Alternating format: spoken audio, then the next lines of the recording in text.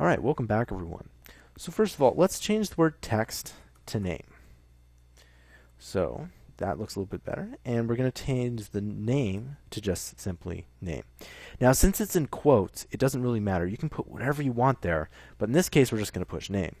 Now what we're also going to do is we're going to type in a password. Okay, and this one has a different input type. So if I put input type and equal, and I type in the word password, then this is now a password.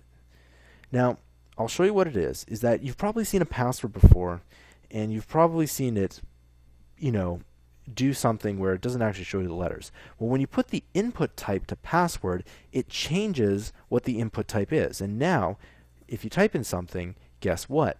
It's a password now. Isn't that cool?